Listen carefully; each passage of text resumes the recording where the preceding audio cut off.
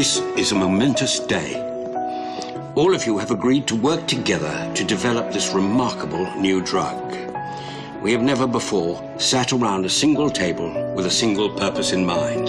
But this is wartime, and this drug, with the help of all of you, could become a most potent weapon in our armory. There's not one of us here who has not lost a relative, a friend, or a loved one to infection. The septic wards in our hospitals are places of dread. From the mother in childbirth, the child whose blood has been poisoned from the slightest graze. Too many people never leave these terrible wards. This is why the government realizes that penicillin is imperative to the war effort and to medical advance in general. After considerable discussion, involving, I might add, the Prime Minister, we have decided to devote every resource required to move this forward. As a representative of this government, I would like to thank the man who has worked tirelessly for this moment. The man who discovered penicillin. Professor Alexander Fleming.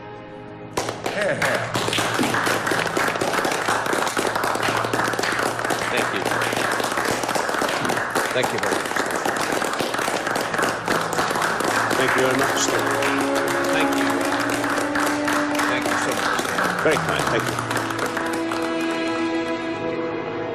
Thank you. Thank you very much. 7th of July, 1938. I shut down the lift today. Not a popular move, but the books just won't balance. Dr. Chain has returned recovered and back on form. He had a fight today with Gardner over test tubes. Germans just don't know what they are missing. Our success with lysozymes clearly justified bringing scientists of different disciplines together. It'll be a shame if I can't afford to hold on to people. Question is, what next?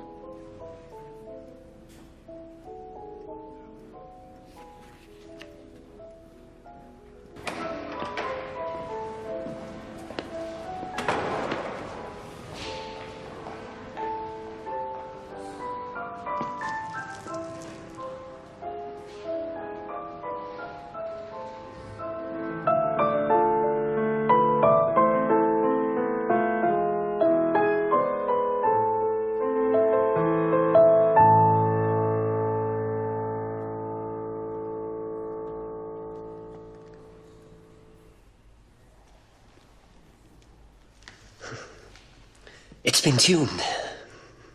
I got somebody in. They haven't done a bad job.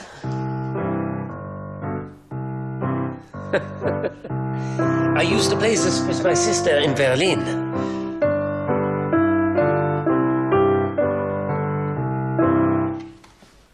Come.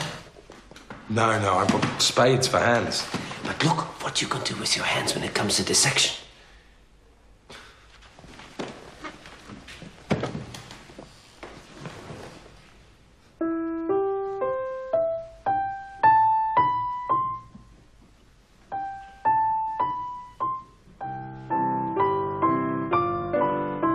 I nearly made this my career, but chemistry won through.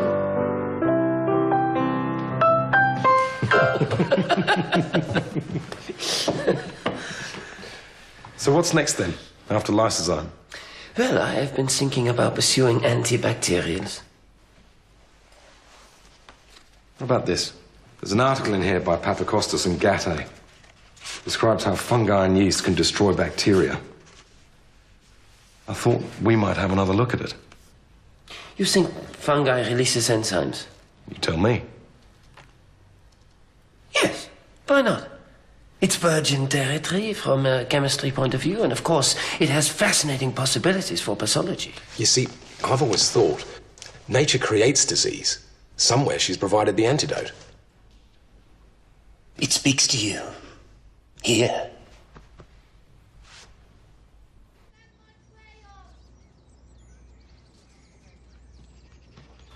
Hello, dear. I'm sorry I'm late.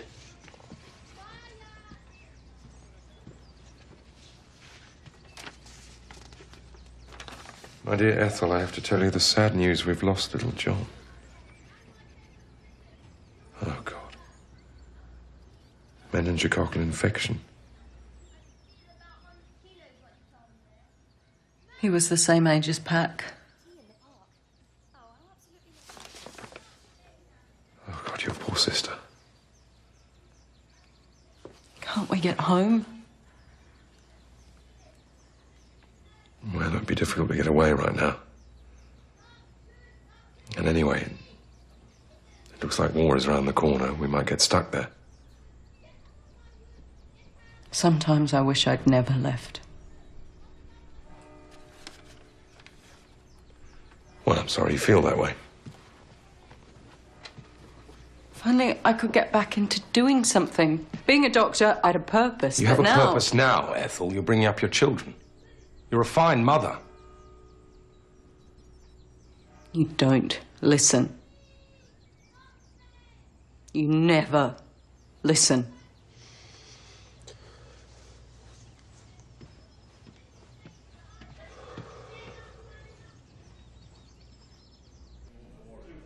How are you finding the sherry, Florrie?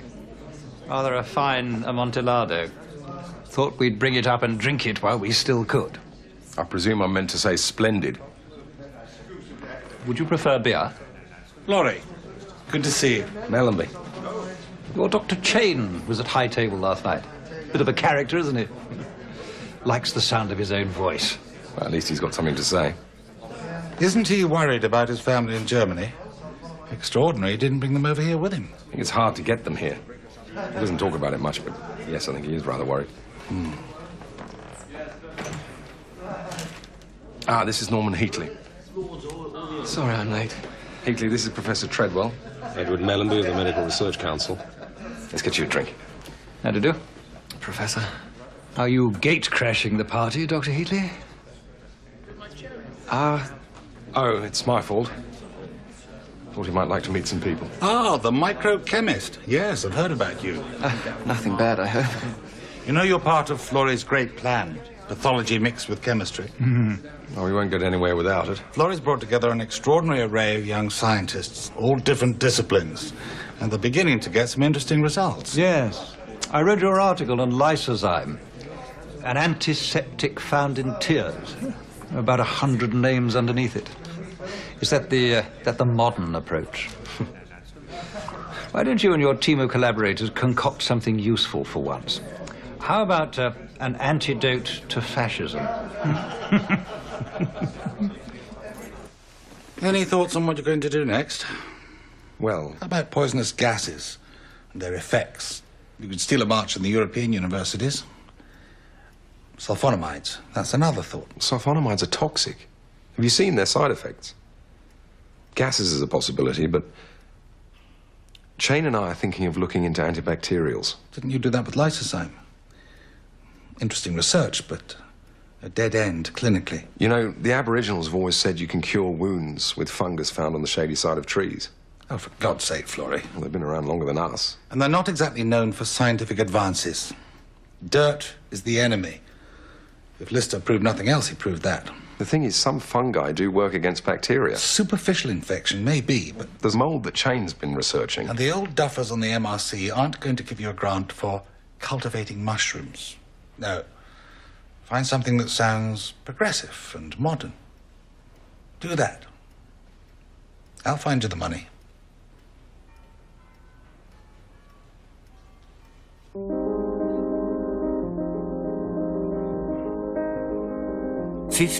September 1938.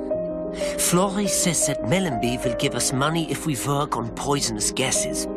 We have to pursue antibacterials.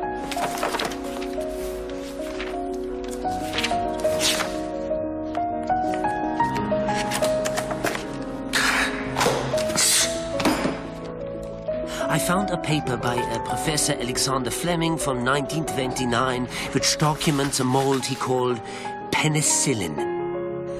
He saw its potential, but just could not extract enough of the active agent from the mold to be really effective.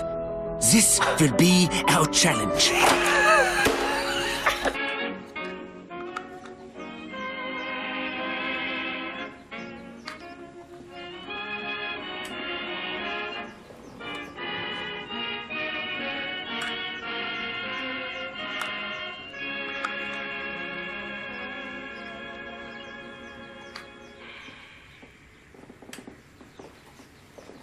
interrupt this broadcast. How does that look Go for live starters? to the Prime Minister at Downing Street.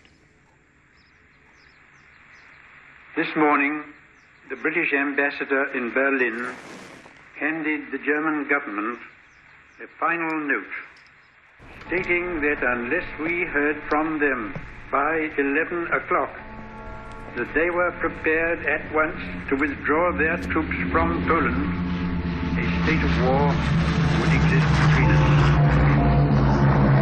I have to tell you now that no such undertaking has been received, and that consequently this country is at war with Germany.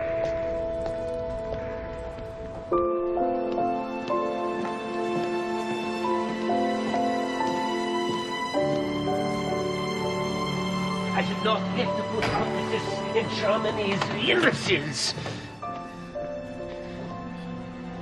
Ah, Florian, come and see. I need more pie dishes. There's nothing left in the storeroom. Jane. I have done the test for the proteins, and there isn't one, which means it isn't an enzyme. Also, it's very unstable. Its antibacterial effect vanishes when I try to extract it. Mellenby has contacts at the Home Office. Give me your mother's address. He might be able to help. Mellenby. Can't you see it? Ranged against the great forces of the Nazi army? The problem is it's taking so long to grow, and when it has, I can only extract minuscule amounts. But it's potent, Florrie. It's worth giving Mellenby a shot. Do not believe that you can fight a disease without killing the cause, without annihilating the bacillus. Hitler, 1920. The solution to the Jewish question. Do not think that you can fight racial tuberculosis without taking care that the people are free of the cause of racial tuberculosis. It's pure evil. My dear Florrie, not one part of you, not the English part, not the Australian part, not one tiny iota of you has any idea what we are up against.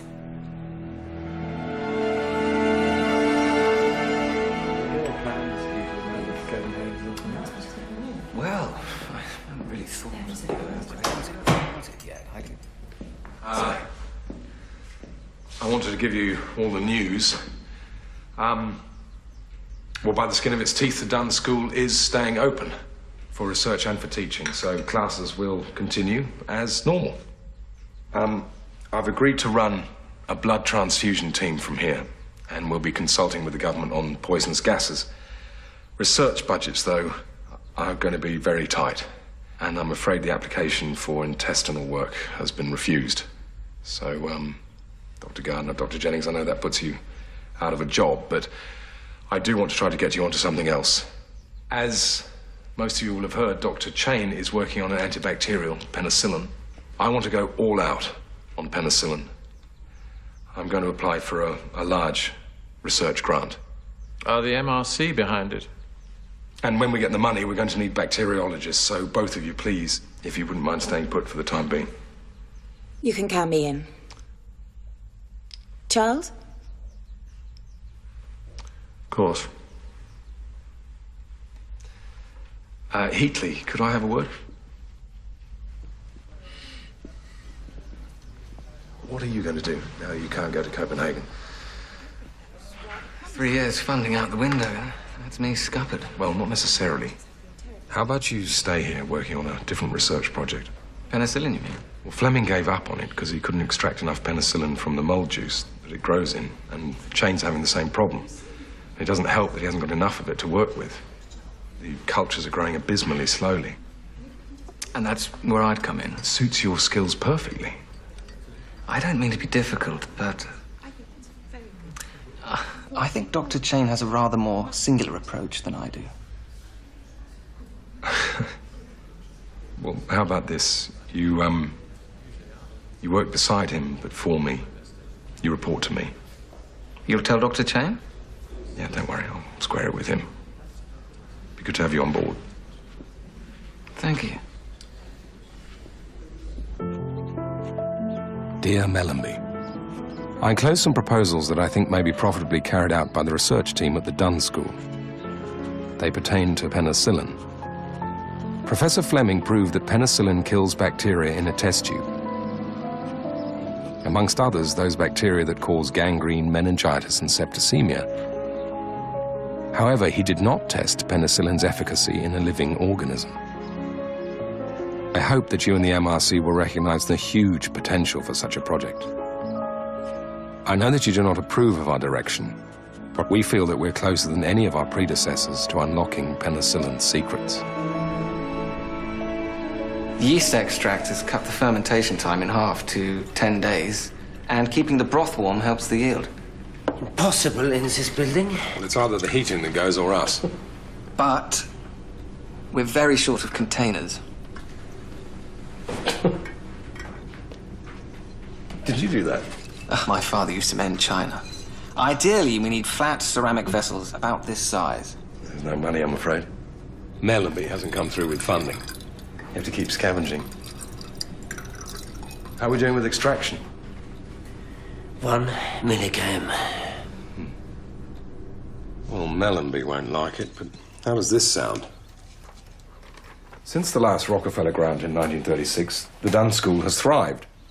25 scientific papers have been published. Maybe we have published. Don't argue with Margaret about grant. I just take her of an English teacher, Miss Beckett. Used to drum it into us. Avoid the passive voice, girls. It's splitting hairs, really. No. Wouldn't want to disappoint her.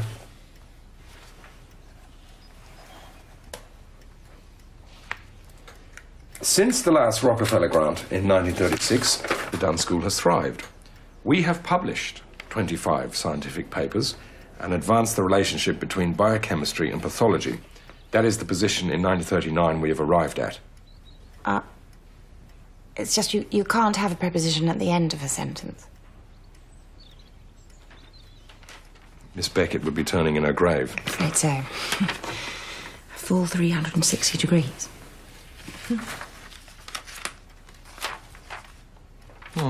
We are confident that the extraction of penicillin can be carried out easily and rapidly. Well, the eye doesn't see.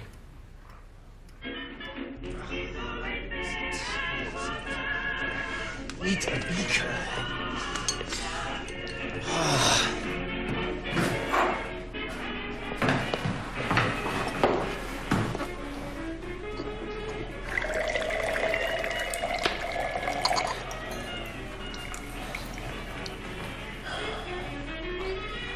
So unstable.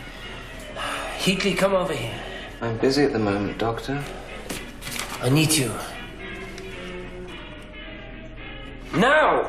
Professor Florey has asked me to assay the penicillin. That's what I intend to do.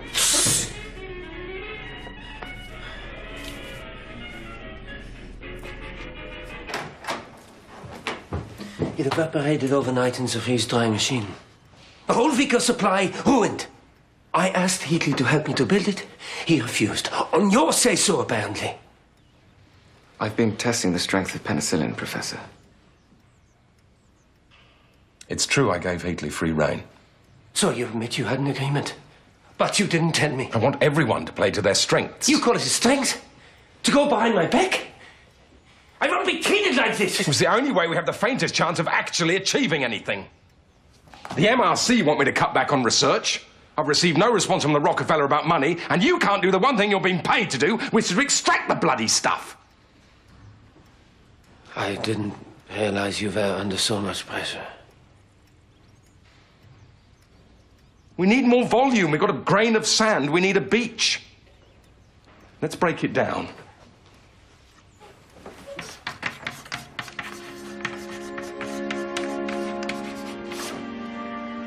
Are we missing something? So I know it's stable in the neutral and the basic solution. I add alkali to nudge the acidic mixture.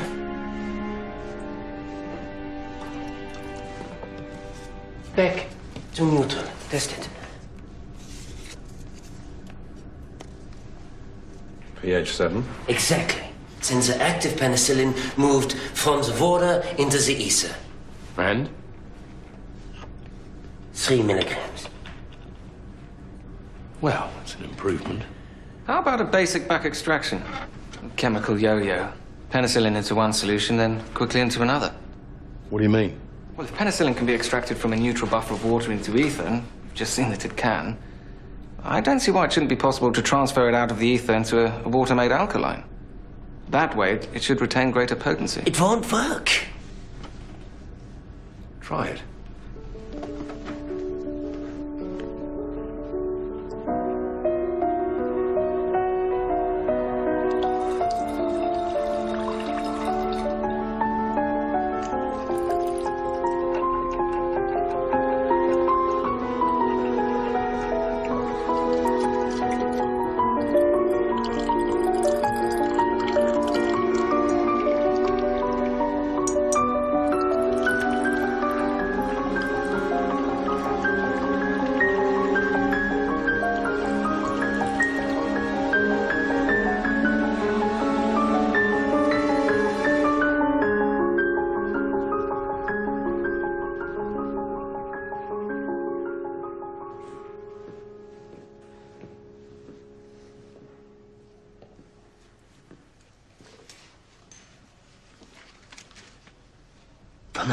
Milligrams?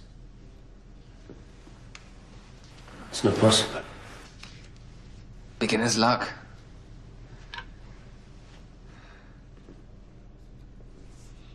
Heatley.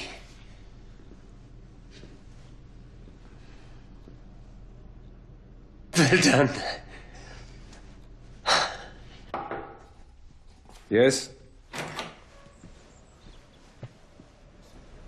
What would you say if I told you we had 100 milligrams of your precious penicillin freeze-dried and ready to work with? I wouldn't believe you.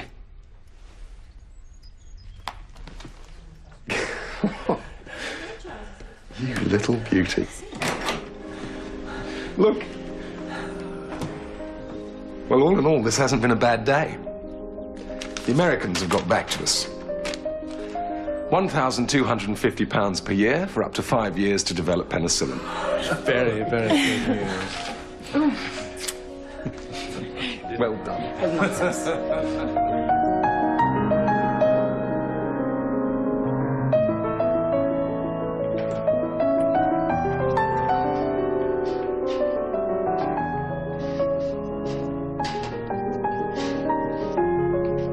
Up till now, we pretty much followed in Fleming's footsteps. He said it had potential for human use, but he never actually tried it on live animals. Gardner, have you got the test batch of streptococcus? About 110 million organisms. Should kill them out of average weight. Here we go.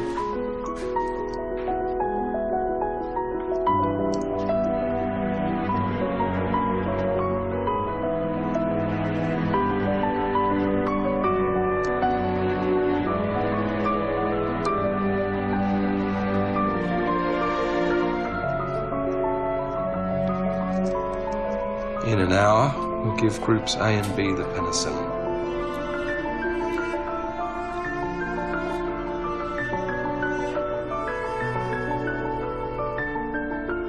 So I'm going to inject mice from group A with 5 milligrams of penicillin solution. Group B will receive 10 milligrams, and the other 4 are controls.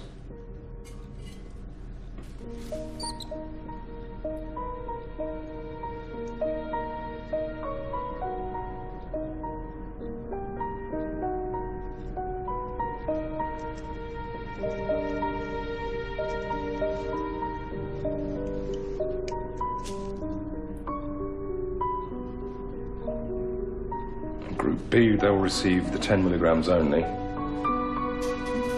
Group A will give another 4 more injections spread out over the next 10 hours.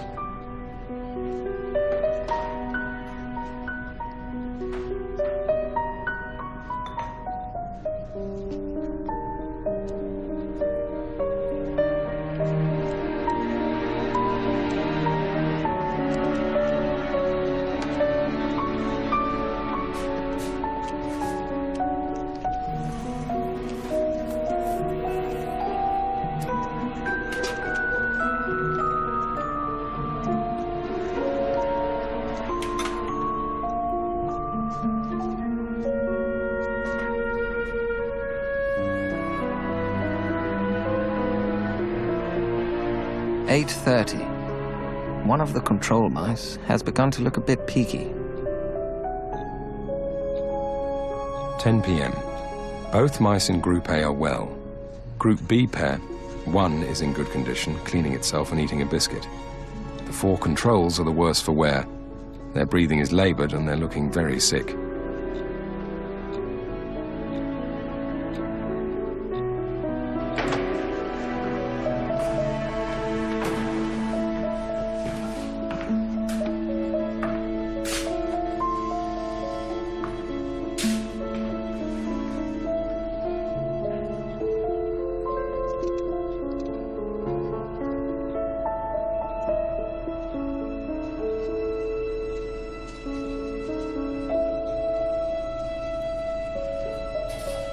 The first control mouse dies at 11:08 p.m., 25th of May.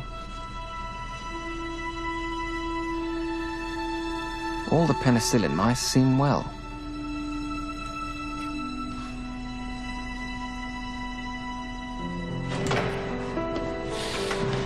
Professor, come and see. It's extraordinary. Penicillin mice are right as rain. Isn't it incredible? It looks quite promising.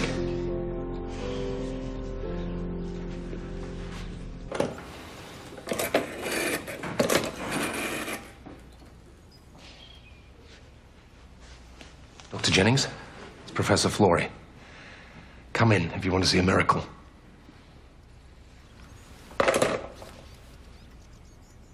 Last night by a home guard chap. I thought he was going to lock me up. You should have told him I have seen the world change. Yesterday morning, I put my underpants on back to front. Must have been a good omen, huh? So we'll repeat the experiment tomorrow and find out what's the minimum dose needed, how often it needs to be given. That's the next step. And let's triple the dose of streptococci. All the control mice are dead, but the others are healthy and well. What's the matter? Yes, to all the brave men, in so many ways and on so many occasions, are ready and continue ready to give life and all to their native land. Nevertheless, our thankfulness at the escape of our army and so many men whose loved ones have passed through an agonizing week must not blind us to the fact that what happened in France and Belgium is a colossal military disaster. We are told, sir, that Herr Hitler has a plan for invading the British Isles. This has often been thought of before.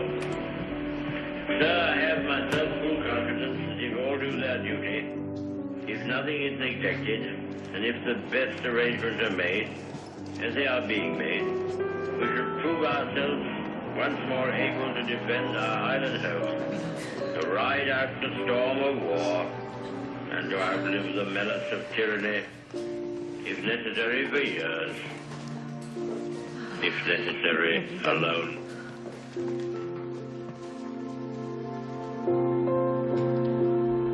We're going to need 2,000 litres of mould juice.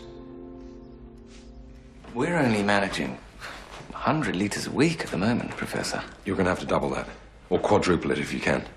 And if we estimate that human beings are about 3,000 times heavier than mice, that's the amount we'll require.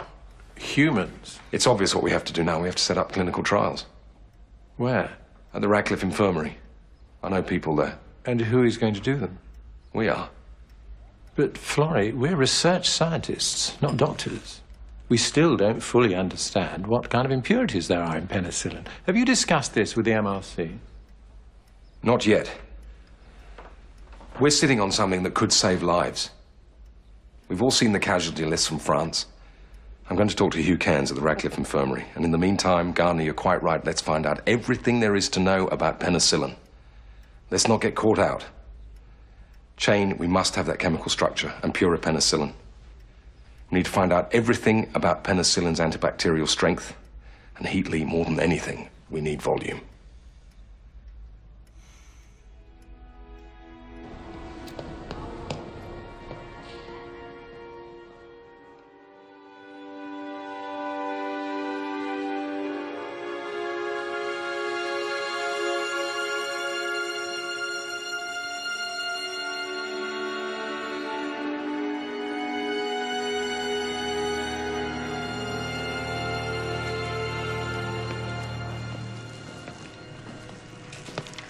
Excuse me. I'm looking for Dr. Fletcher. Certainly.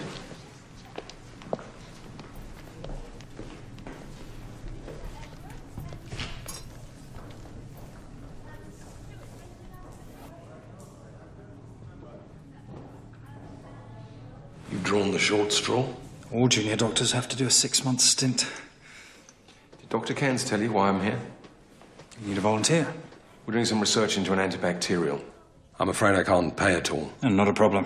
I'd be keen to be involved in such a worthy project. Certainly. Will you come in next week?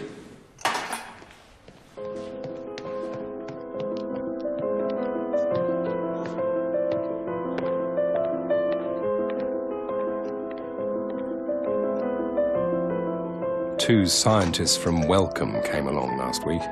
Henry Dale had twisted their arm. They bore off some penicillin with them, carried out a few experiments at their plant, and then decided we weren't a priority.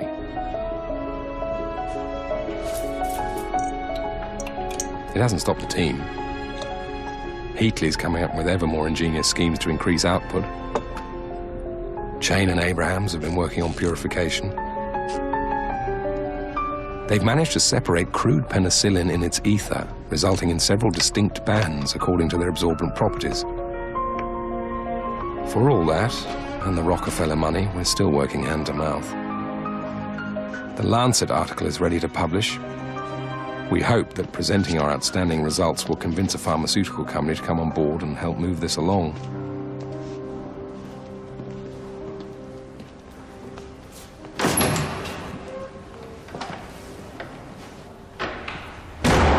You've put me in a very difficult position, but you know that. I'm sorry. I've always been your ally, Florey. When older members of the MRC have complained about your method and your approach, I have supported you. And I'm very grateful. But this... How could you credit the Rockefeller Foundation before us? I credited you both equally. Unfortunately, the Lancet subs cut it about. Oh, how convenient. Why would they do that? Probably because they thought the Rockefeller ought to get prominence. The Rockefeller gave us £1,250 for penicillin. And they're paying for Heatley's fellowship, which is £300. Your funding totals £800 for the whole school. But you didn't even tell me that you'd gone to the Americans. I asked you to consult me on every application. And if I had, would you have let me apply? It's beside the point. I don't think so. I didn't like going behind your back. I didn't think I had a choice. I needed the money. We may have a clinical breakthrough on our hands. We've shown that penicillin works in vivo. And the MRC has been linked to it every step of the way. A clinical breakthrough, you say? We're setting up trials at the Radcliffe. Florey, are you sure that's sensible? If they're successful, we can get a manufacturer on board and mass-produce penicillin. You know, your predecessor, Dreyer, lost all credibility because he carried out clinical tests and failed to interpret the results properly. He rushed into publication. Well, we won't do that. We won't publish anything till we've checked and checked. I know what I'm doing, Mellenby. We've done countless control tests on mice. We've made a huge leap forward on purification. Yes, but these are human beings we're talking about, Florey, not laboratory mice. So for God's sake, be careful.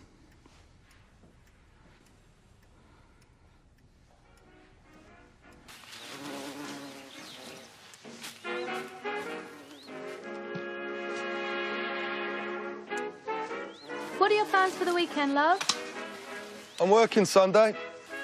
Thought we could go see Mum on Tuesday. For lunch, you mean?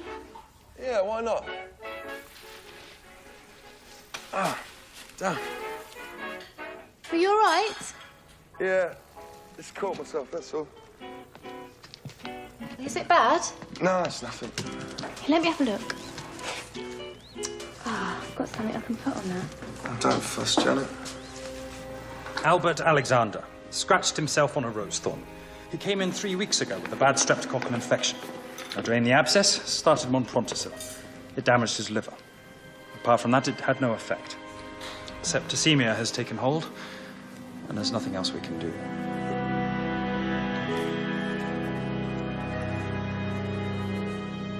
Thanks for coming so quickly. We've been pretty busy. There was an air raid on Ellsbury last night. We're getting their overflow. I think we've got a candidate. He's been in here for months. Why so long? He's naturally a strong chap, built like an ox. Tried the Pronsil on him. Didn't work. The last 2 days, he's taken a turn for the worse. I'd say he has 48 hours.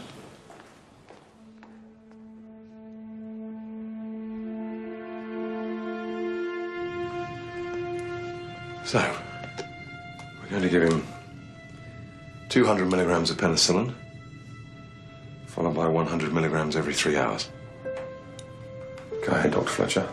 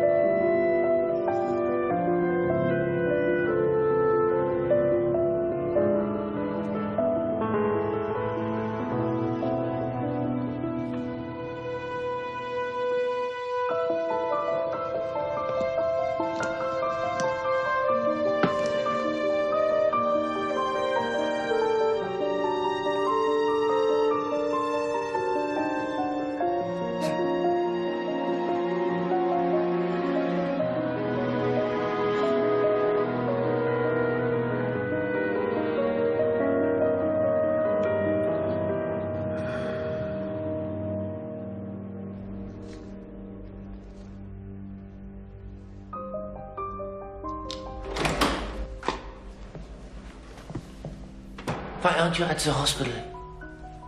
How is he? Has something happened? Professor? For God's sake, Flory! He's getting better. He's getting better! He's getting better!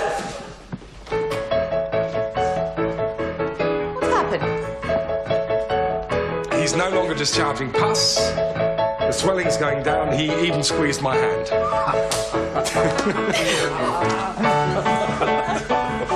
This is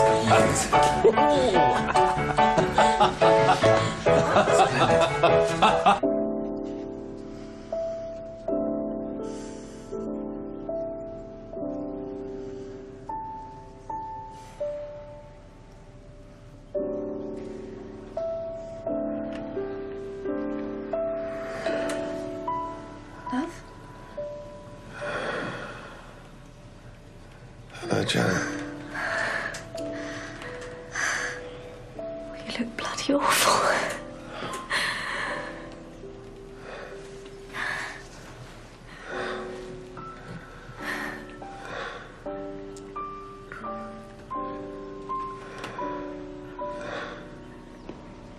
Good morning.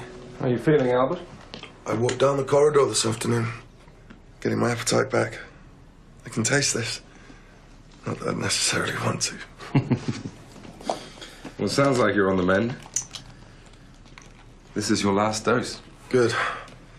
Fed up of being attached to these things. When do you think I can go home, Dr. Fletcher? Janet's desperate to get me kitted up for the wedding. When I say so. Not before. Don't worry. I'll talk to Janet. Well, here goes. Your final dose of penicillin.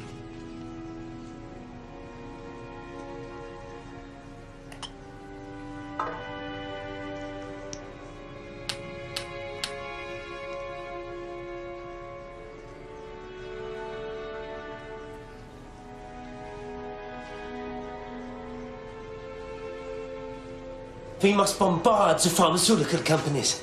They shan't have a moment's peace until they come and see what we are doing here. Penicillin works. It works! I agree with you, but we've got to be careful. I've heard from a friend of mine in Switzerland. The Lancet article got picked up on. More than it did here. By the Germans. What do you mean? There's a suggestion, apparently, that they may use their Swiss contacts to request a sample of the mould from England. But this is terrible. It just means we've got to watch our step, that's all.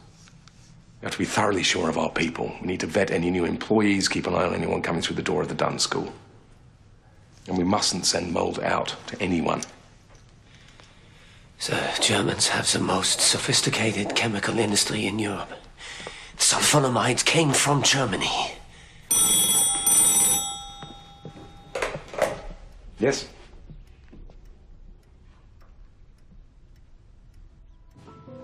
It happened overnight. Came in this morning. The septicemia has come back. We're going to need more penicillin.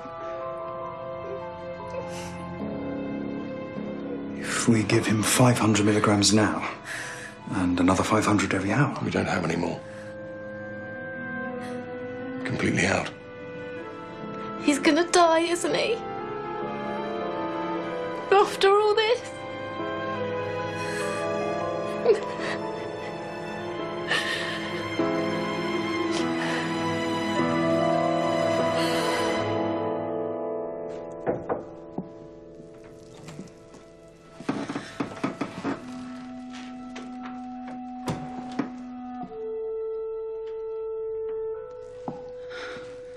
You did everything you could.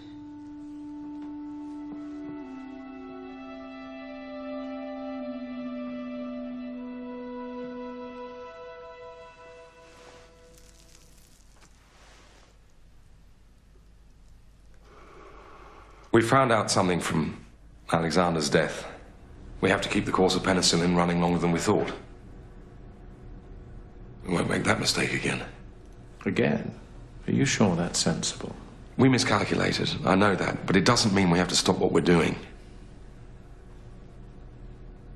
Next time we experiment on a child, smaller, less penicillin required. And next time we get it right. His name is Johnny Cox. He's only 4.5. Johnny contracted septicemia from a measles spot in his eye that became infected. Give him half the dose we gave Alexander. 100 milligrams every hour for 2 doses. 50 for 4 and 25 on the hour every hour.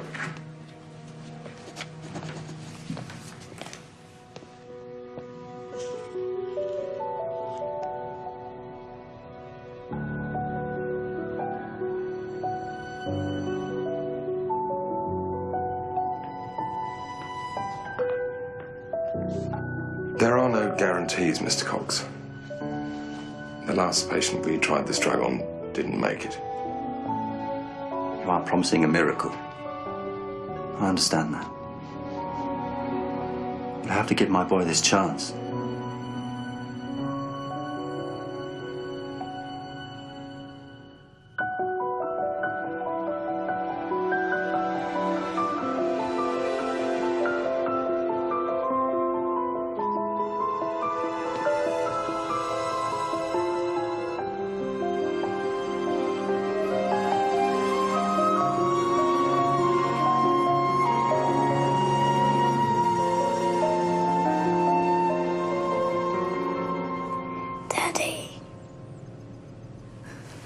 Elsa.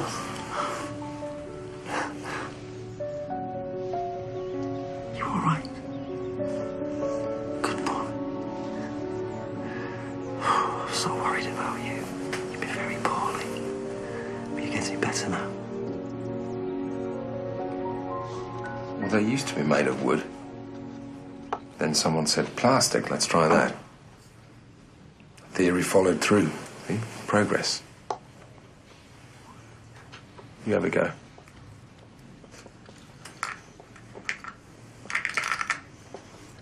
Thank you. My son's in America. He won't miss it. It's not the boat I'm thanking you for.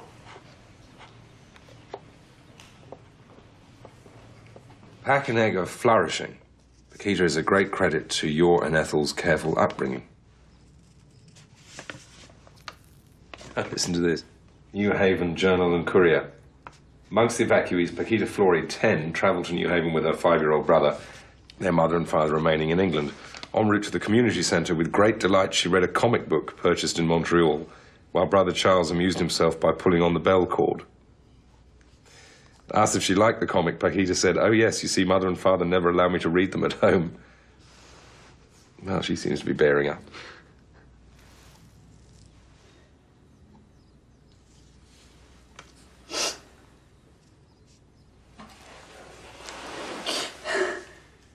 They're safe.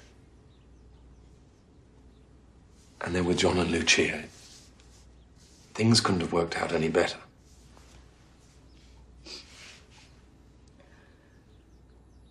Floss, they're looking for doctors at Bristol Royal Infirmary. I thought I would apply.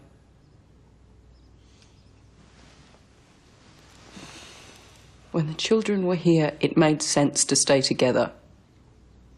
But now, I have nothing to do all day. Well, you could have gone with them. In my opinion, you should have done. I wanted to do something useful for the war effort. I still do. Well, most of the work is very physically demanding. Floss, I was 6, 7 years ago. I'm perfectly capable of working. You just use it as an excuse.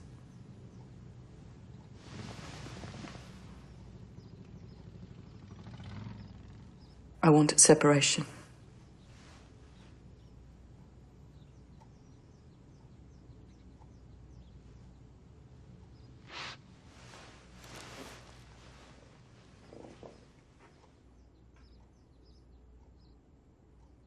I won't have it. That's your pride talking. Nothing else.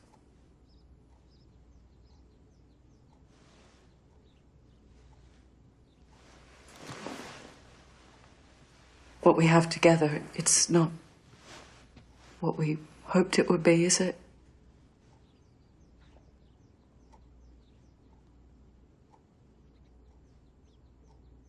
I won't separate. That's my last word on it.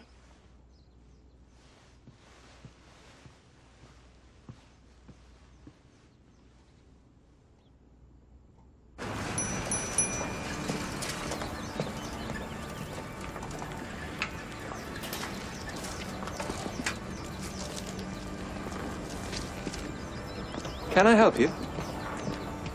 Is this the Dunn School of Pathology? I'm afraid we had to take down the sign. Confused Jerry.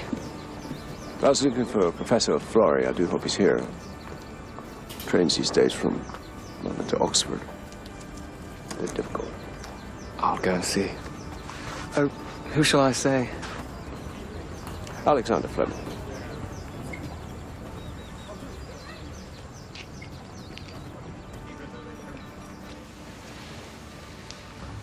I thought he was dead. Where's he come from? London, apparently. Still works at St. Mary's. He's been working on the sulfonamides for the past 5 years. You've been keeping track of him? Of course. Great admirer of his work. Are we going to show him what we're doing? We're at such a delicate stage. I agree with Heatley. We can't let anyone seize it. What, so we just turn him away? Come on, he's not just anyone. He discovered penicillin. Can't keep it from him.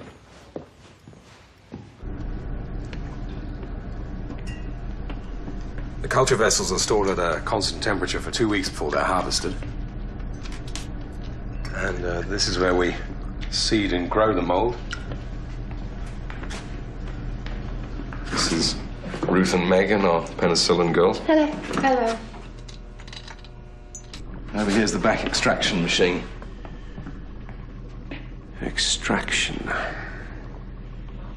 Yes, Heatley and Jane cracked that. Chemists, of course. Got to be good for something. And over here is the result of all our work. That's from 1,000 gallons of mold juice. You've turned your school into a factory. Well, the pharmaceutical companies won't come on board until we prove that penicillin works, and can't do that unless we've got a lot of it. Ingenious.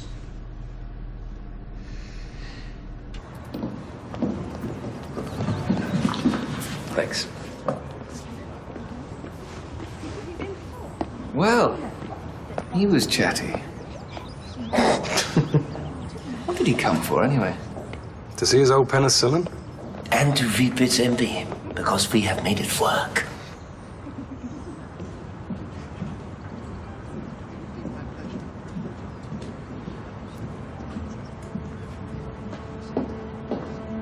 Dr. Fletcher. Professor Florey. I think you should come to the hospital. Johnny's taken a turn for the worse.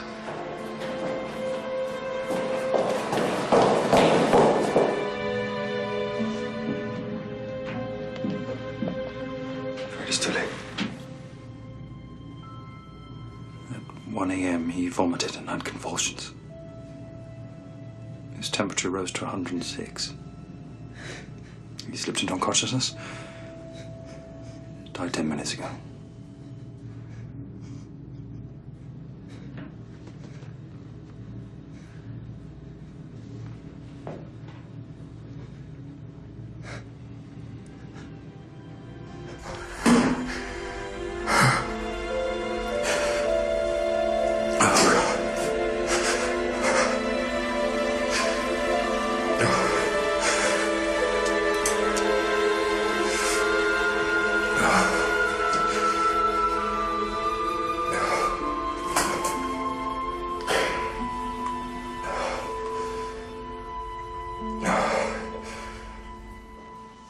It doesn't make sense.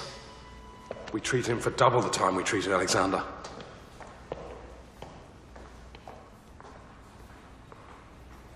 We couldn't have poisoned him, could we? Build-up of impurities in the blood. I think it would have presented earlier. We haven't given him penicillin for a whole week.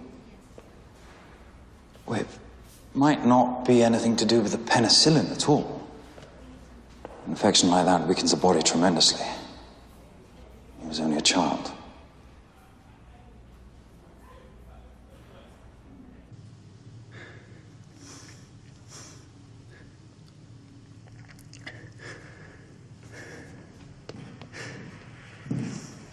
Mr. Cox.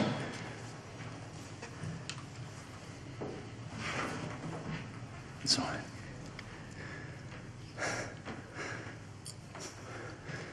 When can I take my boy home?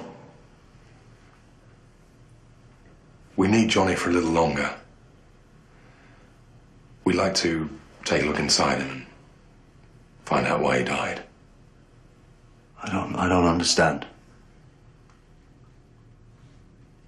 It's called a post-mortem, Mr. Cox. We open him up surgically. In situations like this where we're not sure what killed him. You mean you want to cut him open? Yes. That's what we want to do. We need to know if penicillin had anything to do with Johnny's death. You think the drug you gave him killed him? I hope not. Unless we perform a post-mortem, we won't know. It's incredibly important that we find out. Millions of people could benefit from this drug. Please, Mr. Cox.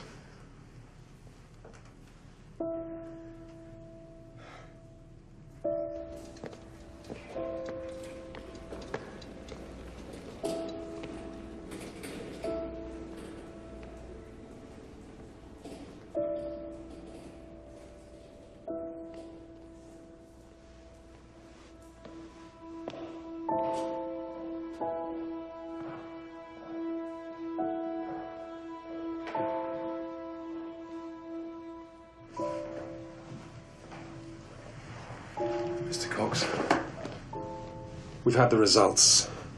Johnny didn't die from the infection, or because of the penicillin. He died from a ruptured carotid artery. What does that mean? A blood vessel burst, causing internal bleeding. Although we didn't know it, I'm afraid he's on borrowed time.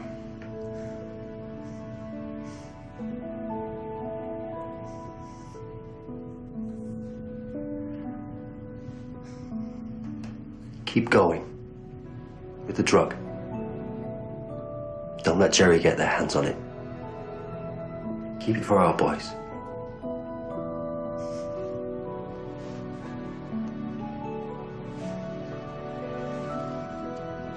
Thank you.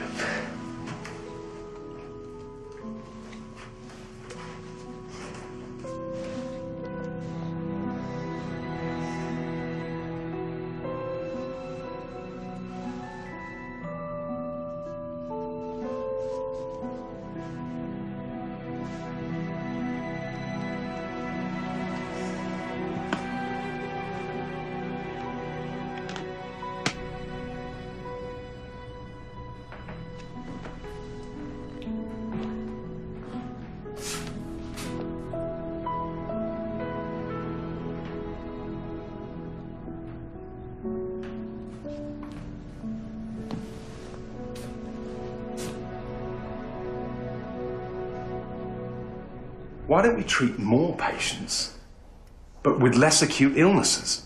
Burns, minor infections, that sort of thing. Build up a catalogue of success, you mean? Exactly. Spread our risk.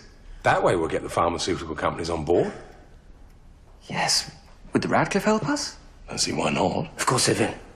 Penicillin cured Johnny Cox. I don't see how it cured him. Last time I checked, he was stone dead. It cured his infection. We should patent the process. Penicillin's natural. It belongs to everyone. That's an old-fashioned point of view. The world is progressing. You call it progress? To make money out of science? Not for us, for this place. Think of what the Dunn School would do with proper funding. What if a Swiss patents it? Or even worse, a German? The British would have to pay for something discovered here. And all because we are so busy being English gentlemen. And neither of us even are. What do you think, Heatley? Well, if you want my honest opinion, I'd sleep less well at night if we did. Well, in that case, we shouldn't patent. We wouldn't want to lose out on Heatley's beauty sleep. Oh, there's Henry Dale at the Royal Society. His pharmaceutical contact says no. They can't help on output. Why? Oh, it sounded so promising. We've been bombed, apparently. Struggling to stay open. Dale couldn't even persuade him to come down and see what we're doing. I'll up the output. Sanders has had a cracking idea for an extraction machine. As long as you don't mind spreading out. Great.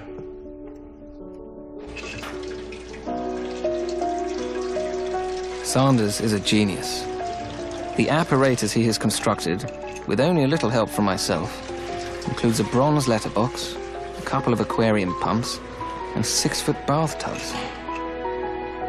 Dustbins have been turned into steam-heated stills. The only piece of real scientific equipment we've used are the centrifuges.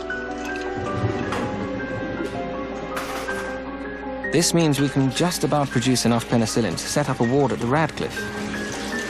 The professor intends to start with minor infections and then see how we go.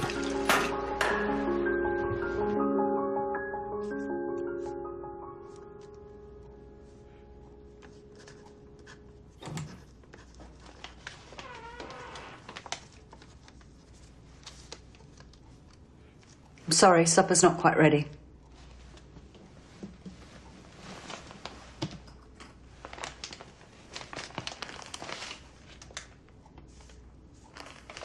How's your head cold?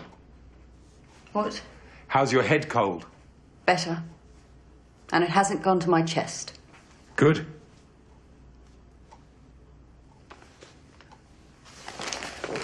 Brought you something.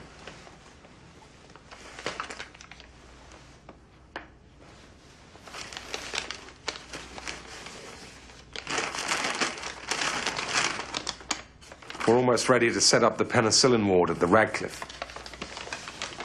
Needs a doctor to run it.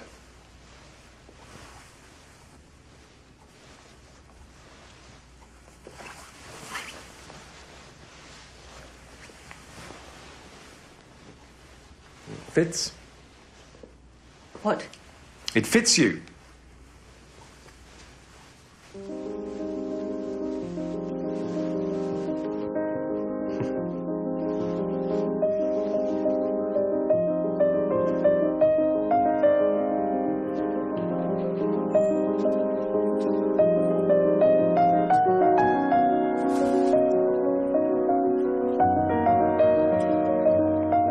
It's looking much better, Bolor.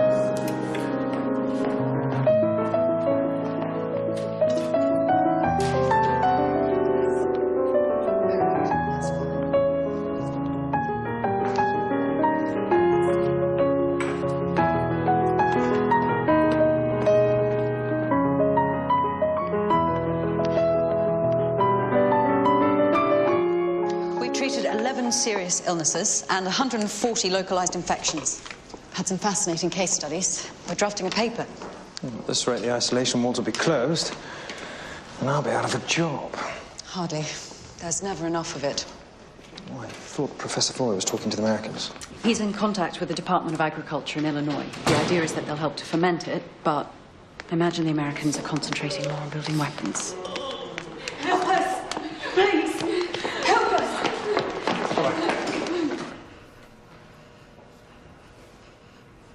Advanced pneumonia. Our supplies are low. Is there any more coming? There's no point starting something we can't finish. Help my girl. Please. All these people are being treated. They all have localized infections. Your daughter's very ill. I'm afraid we just don't have the means to help. If they're not as bad, you could take some of the medicine and give it to her. It's not as simple as that. If we could do something, we would. What shall I do with her? Isolation ward. There's nowhere else. Please. Help us.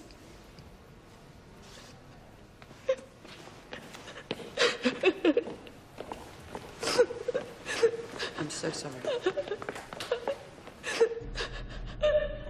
I will explain.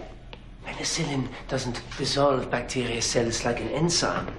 It doesn't kill them like an antiseptic. It stops the microbes from dividing as they must do to reproduce. Because they can't divide, they swell, elongate, and finally die. We have discovered that the penicillin molecule has components of carbon, hydrogen, nitrogen, and oxygen. Fascinating. And you say it's effective against... Gangrene, meningitis, septicemia. Gangrene? Well, I've never heard of anything that's effective against gangrene. Does this mean you have a full breakdown of the chemical structure, Dr. Chain?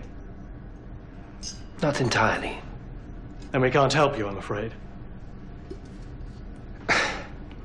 But we're so close. If Glaxo was to take this on, we'd need to synthesize it. And until we have a full breakdown of the chemical structure, that's impossible.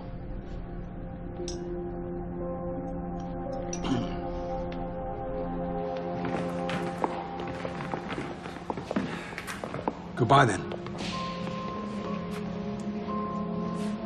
Won't you reconsider? Isn't there such a thing as a leap of faith? Not in science, Professor.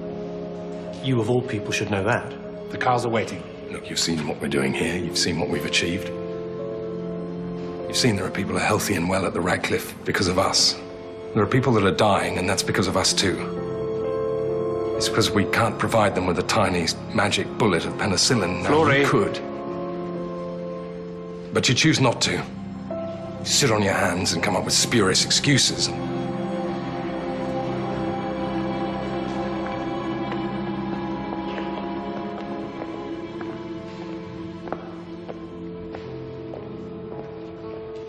Too much passive voice, perhaps. Too many prepositions at the end of the sentence.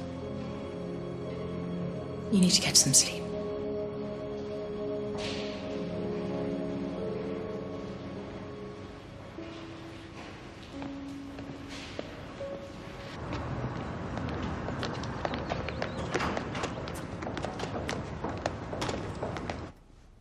I see. I'll talk to him, but you have to understand, Melanie, we're all rather on edge here. We were hoping to have a manufacturer on board by now. I know you're doing your best. I appreciate it. Yeah. Thank you. I just had Melanie on the phone. He's not happy. Apparently you went up to London and harangued him about patenting. I did no such thing. We had agreed to a private meeting. Which you didn't tell me about. Why should I? I know you're not interested. You don't want a patent. The MRC are against it. It's not just the old guard, it's Mellenby. We need him on side, Chain. He's our biggest advocate. According to your precious advocate, if I proceed with this money grubbing, I will have no scientific future in Britain. I don't believe you said that. Not only will my action reflect unfavorably on my own career, but I quote, on the whole status of my fellow refugees. I told you, Florey, the disease that incubated in Germany is spreading. It's gaining a foothold over here. You don't see it, that's a problem. You've placed your trust in the British establishment, but they're infected. That's nonsense. Then why support Mellenby over me? We developed penicillin, you and I. Nobody listened, but we did it anyway. I dislike the way Mellenby put it, but I'm not sure I disagree with him. Patenting puts science on a par with 19th century colonialism. You get there first, stick the flag in, take the money. So you are going to give everything away for some nonsense of a principle? You'll get nothing in return. All this shared information with the Americans. They can help us manufacture. They have the means. They're at war. They'll stockpile the penicillin for themselves. You won't see anything from them.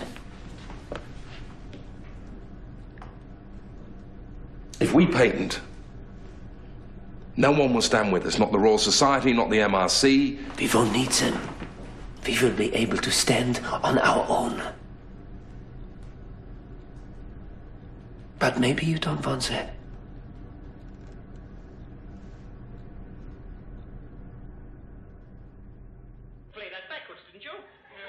Yes, I always play them backwards. I get so tired of playing the right way around. Well, let me hear another one. Right, okay.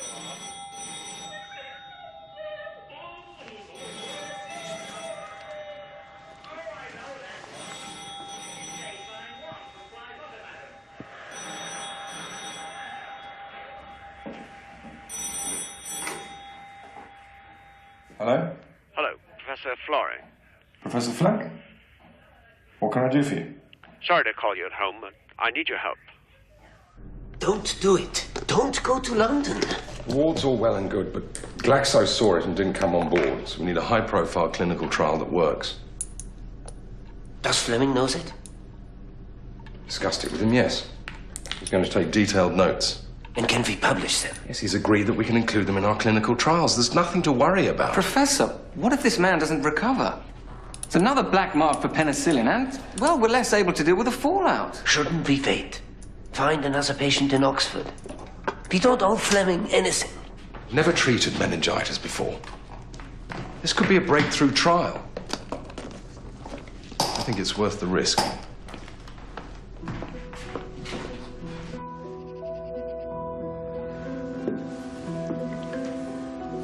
I've done some tests, and there's Staphylococcus and Streptococcus in his spinal fluid.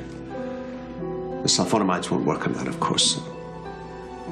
He's a friend of mine. This is tremendously kind of you.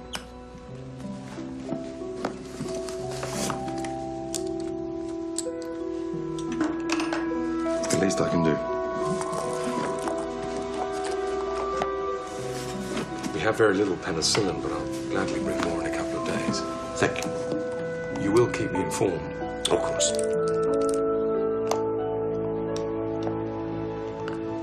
Stay with me, old friend. Morning. Sorry.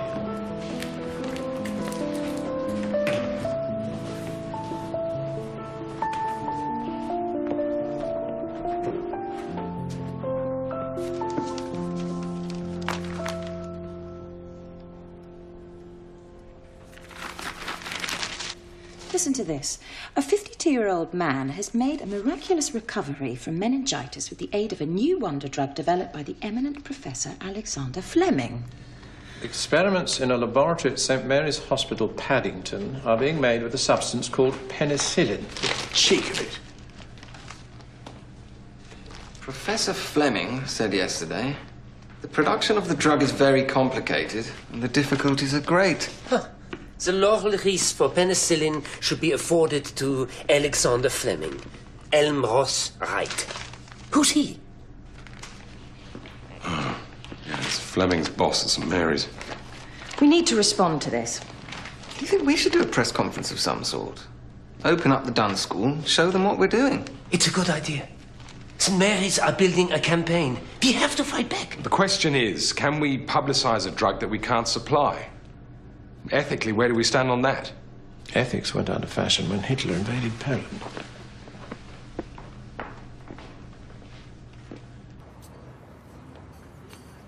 Professor Florey, how did you develop penicillin? Did you work closely alongside Alexander Fleming? Were you involved in the successful treatment of Harry Lambert? I and my team have nothing to say at this point about penicillin.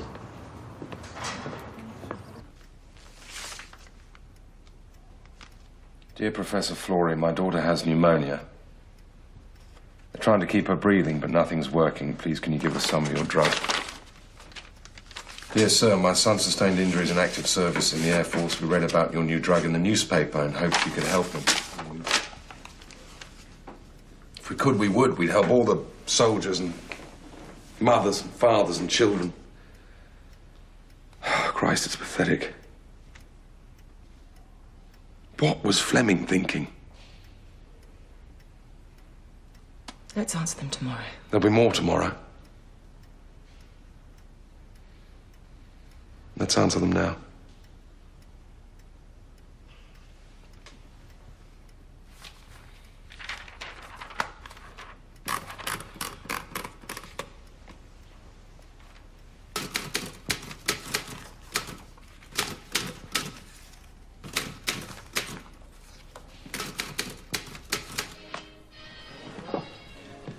Yeah, Harry got better so quickly. It was nothing short of a miracle. So I told a few people about it.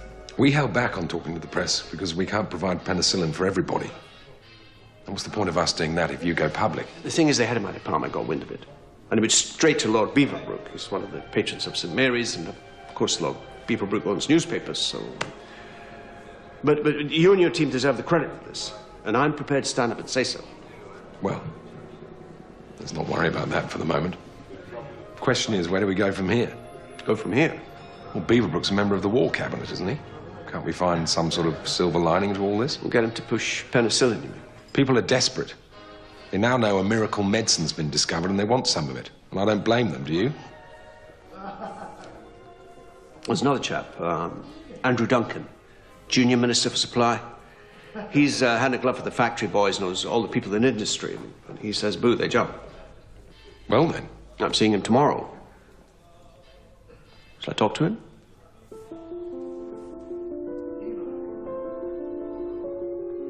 This is a momentous day. All of you around this table have agreed to work together to develop this remarkable new drug. The government realizes that penicillin is imperative for the war effort. After considerable discussion, involving, I might add, the Prime Minister, we have decided to devote all resources required to move this forward. As a representative of this government, I would like to thank the man who has worked tirelessly for this moment. The man who discovered penicillin. Professor Alexander Fleming. Thank you. Thank you very much. Thank you. Thank you so much.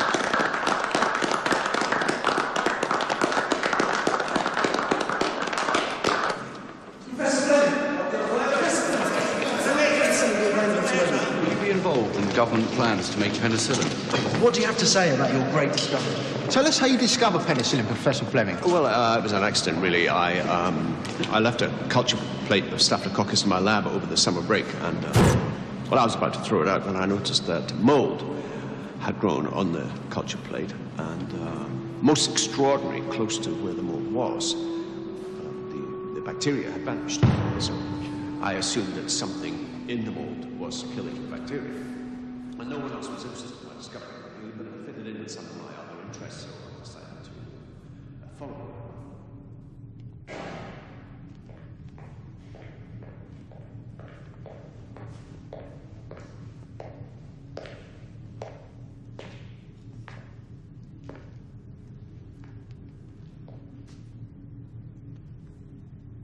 It was an accident, really. I had left a culture plate of staphylococcus in my lab.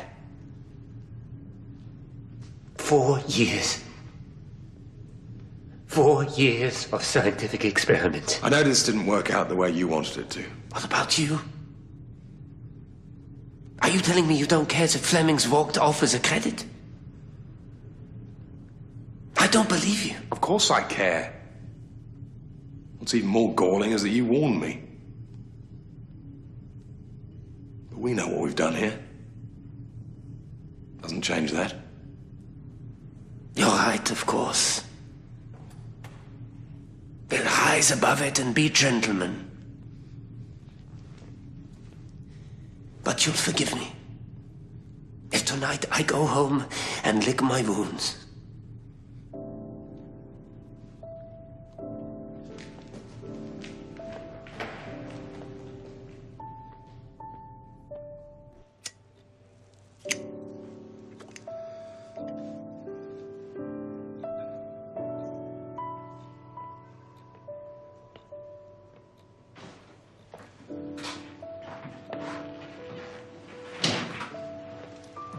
Professor, didn't know you were here. I just heard the news on the radio. A splendid result.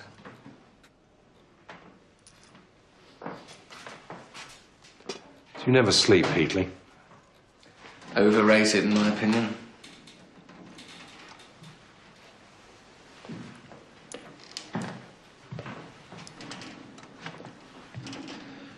I always imagined we'd fill this cabinet right up. Never quite managed it, did we? We've had a good shot at it. After tonight, I suppose it'll be someone else's cupboard. Someone else's penicillin. Who knows, a couple of years. Maybe every medicine cabinet will have penicillin in it. That would be something. Yes. That would be something.